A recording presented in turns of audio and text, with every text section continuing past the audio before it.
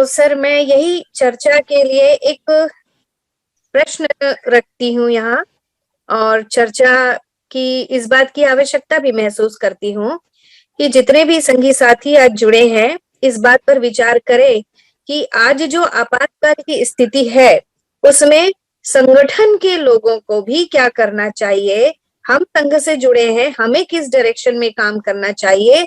जुड़ना तो बहुत जरूरी है, ये बात तय है, और संघ के साथ रहना भी बहुत जरूरी है, ये भी बिल्कुल क्लियर है हम सबको। लेकिन क्यों नहीं संघ के साथ आते, और क्या हमको कदम उठाने चाहिए इस आपातकाल की स्थिति में अपने बहुजन समाज को सुरक्षित रखने के लिए।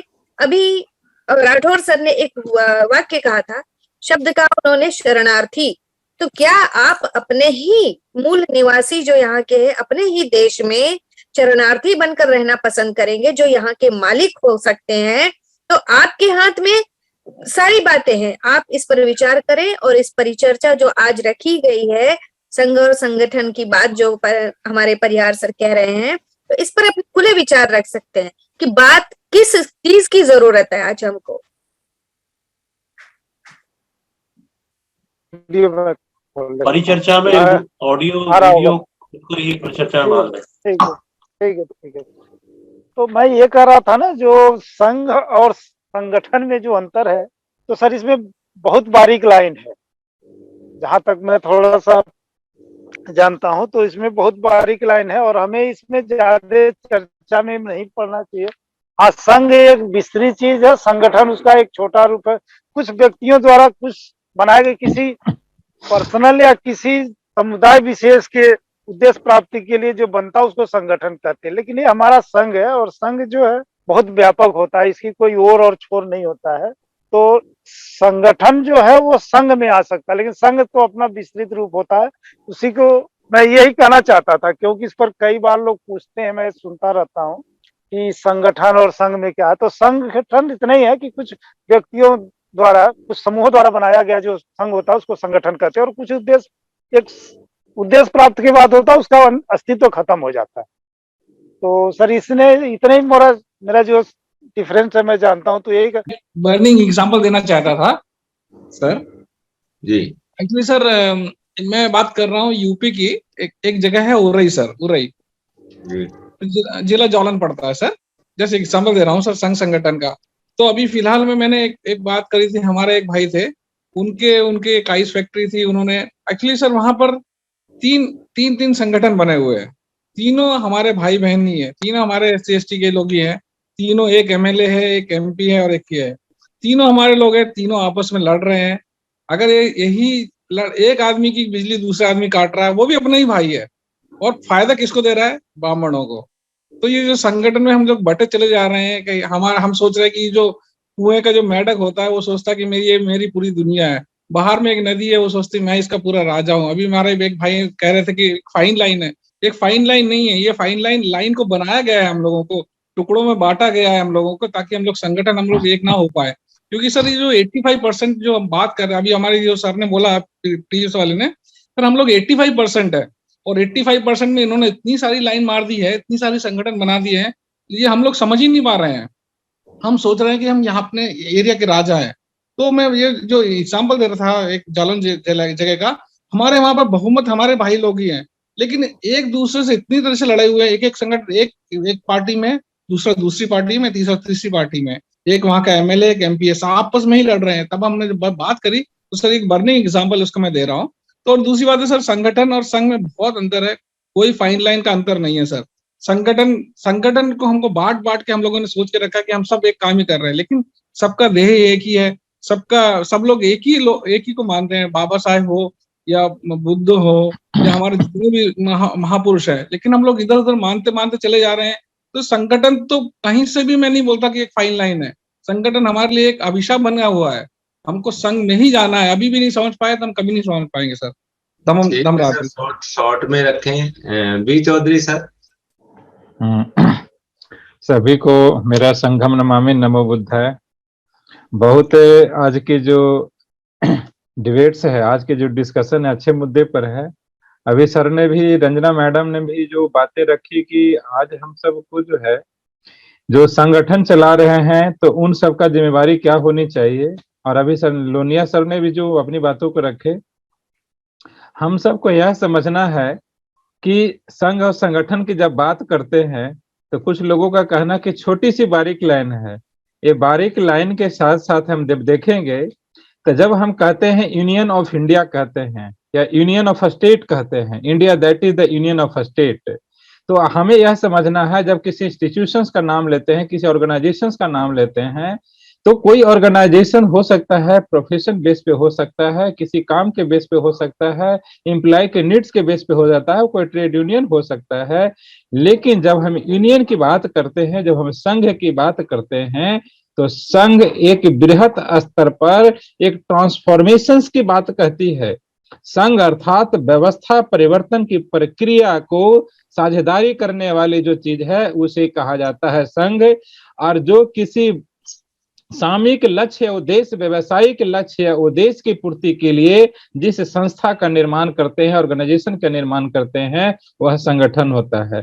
लेकिन अब जब हम कहते हैं और इसकी परिभाषा जब देखते हैं, हम सभी जब गोल्डन रूल जब बात करते हैं, उसी गोल्डन रूल में ही इसका आंसर भी छुपा हुआ है, और वह आंसर है कि संघ में केवल संघवाद है। तो उसी संघवाद में जब हम बातें करेंगे तो यह हम सबको समझ में आएगा कि जब यूनियन और जब संघ का बिखराव होता है, डिविएशन होता है, टूटता है, डिसइंटीग्रेशन होता है, तब वहां से अलग अलग टुकड़ों का निर्माण होता है। ठीक इसी प्रकार से जब बहुजन समाज, समन संघ, मूल निवासी समाज, जो हमारा 85% का इंटीग्रेशन है, और उस इंटीग्रेटेड को जब हम लोग फ्रेगमेंट करते हैं, टुकड़ों में बांटते हैं, माचिस में समाहित एक डब्बे में कई तिलियां हैं, लेकिन उसको अलग अलग तिलियों को जब हम बिखराव कर दें, अलग अलग छितरा दें, तो उस फ्रेगमेंटेशन से जो समूह इकाई यूनिट बनता है, उस यूनिट का नाम है हमारा संगठन। साथियों, यह जो बातें हैं, लेकिन आज के देश में हमें करना क्या है? जब हम कहेंगे कि जब संघ टूटता है तो संगठन का निर्माण होता है, अर्थात उसमें संघ में टकराव नहीं होता, क्योंकि संघ में ओपिनियन होता है, एक दूसरे का रेस्पेक्ट होता है, एक दूसरे के ओपिनियन से जजमेंट होता है। और संगठन में जिसे कह सकते हैं डिक्टेटरशिप होता है, डेमोक्रेसी नहीं होती है, मुखियावाद होता है, व्यक्तिवाद होता है। और इस मुखियावाद, व्यक्तिवाद के कारण ही सभी संस्थाओं में बिखराव होता है, जिसके कारण बहुजन समाज या कोई भी समाज विखंडित होता है। साथियों, आज हम सबको यह जरूरत है कि हम सभी जो अलग अलग संगठनों में हैं, अलग अलग लोगों में काम कर रहे हैं, हम सबको एक बड़े उद्देश्य के लिए, व्यवस्था परिवर्तन के लिए, सोशल ट्रांसफॉर्मेशन के लिए, ये जो महान लक्ष्य है, हमारा बड़ा उद्देश्य है, इसके लिए हम सबको अपने छोटे छोटे जो उद्देश्य हैं, उद्देश्य आधारित जो है संगठन है, उन संगठनों को आपस में वैचारिक मतभेदों को भूलते हुए, यह संभव है कि वैचारिक मतभेदों को हम लोग नहीं भुला पाएंगे, लेकिन आज जरूरत है कि इस व्यवस्था परिवर्तन में हक, अधिकार, संविधान की लड़ाई चल रही है।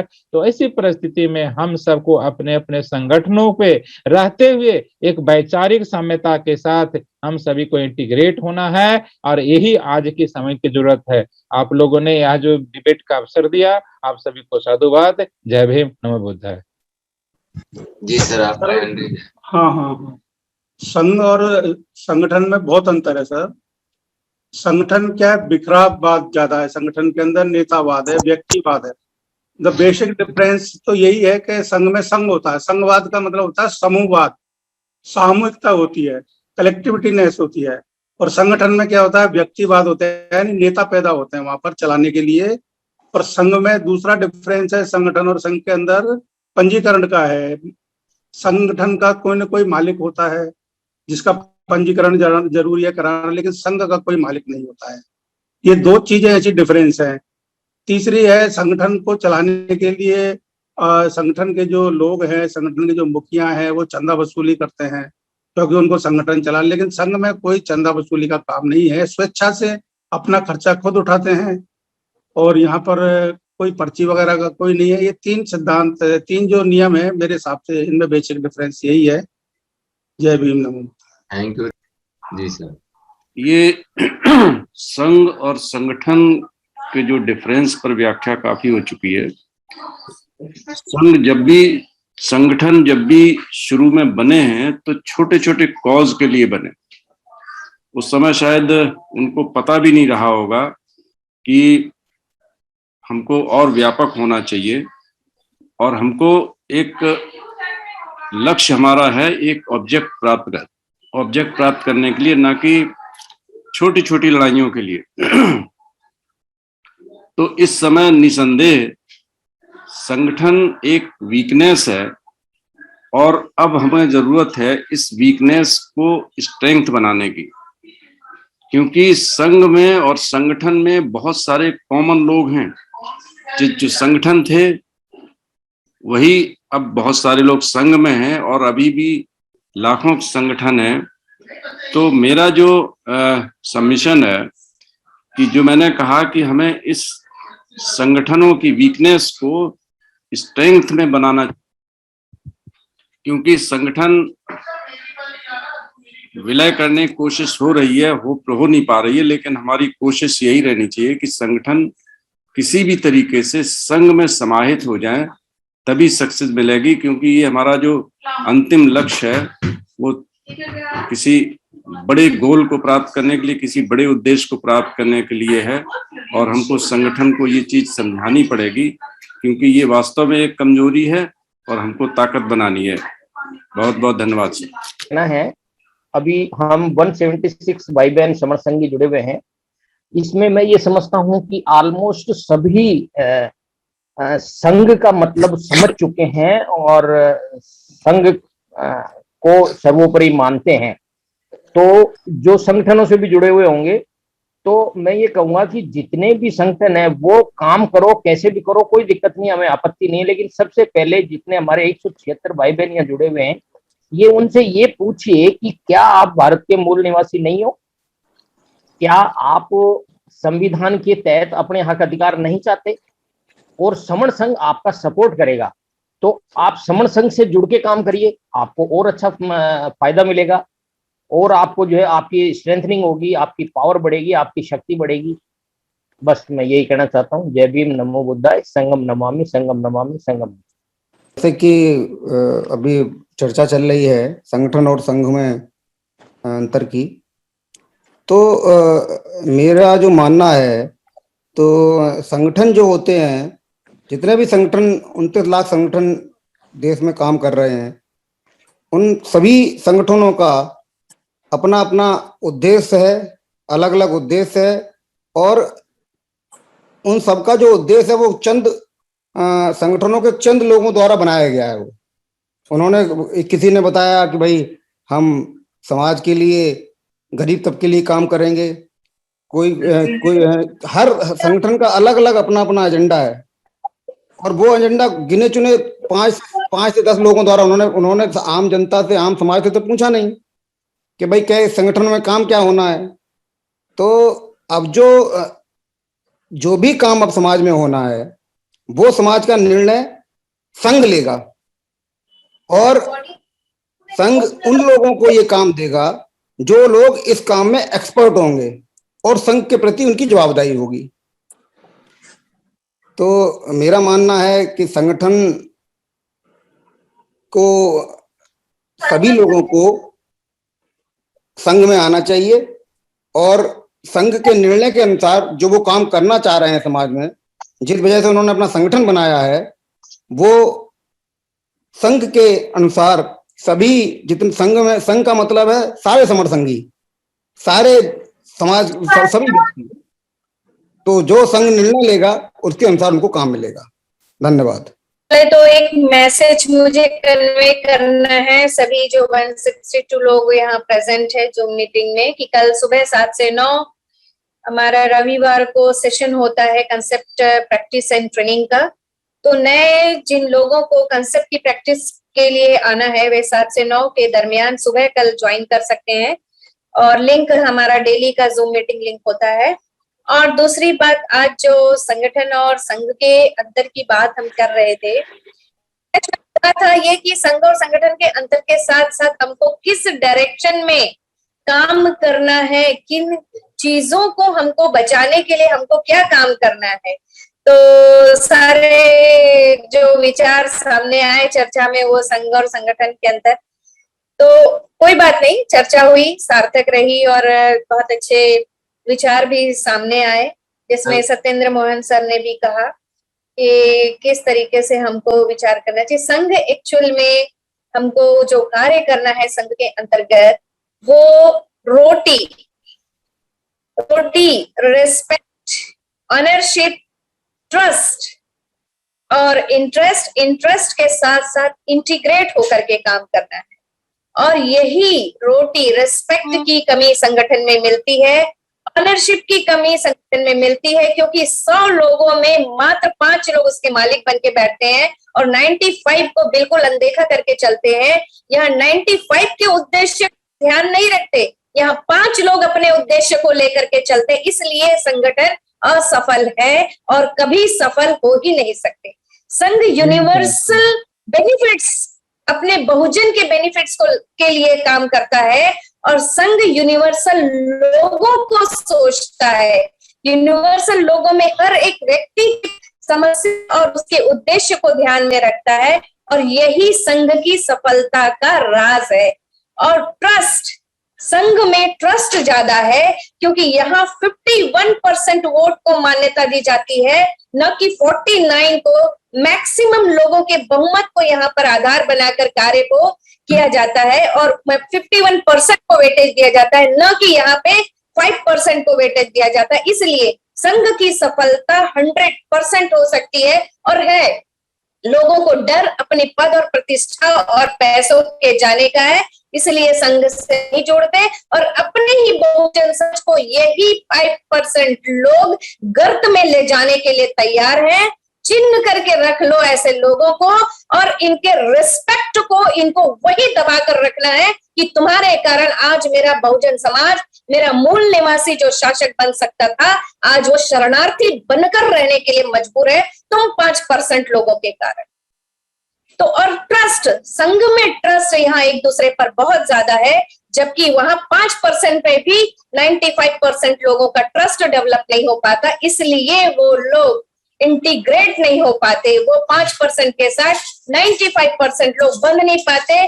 जहां हम दूसरी तरफ देखते हैं संघ में 100% लोग ट्रस्ट और के साथ इंटीग्रेट होते हैं और संघ को इस डायरेक्शन में काम करना है जिस डायरेक्शन में तथागत बुद्ध ने काम किया था।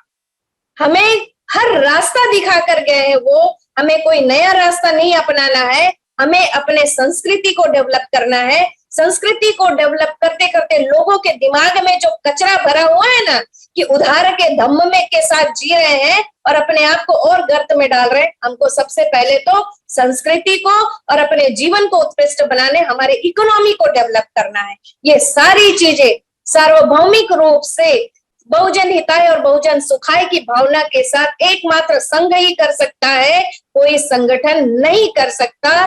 इसलिए संघ से जुड़े, संघ को बिल्कुल रोटी के साथ अपना ले और संघ के पैरों को पकड़कर चले और एक के साथ एक दूसरे को मदद करते हुए चलने की भावना ही संघ है। साधुवाद सर।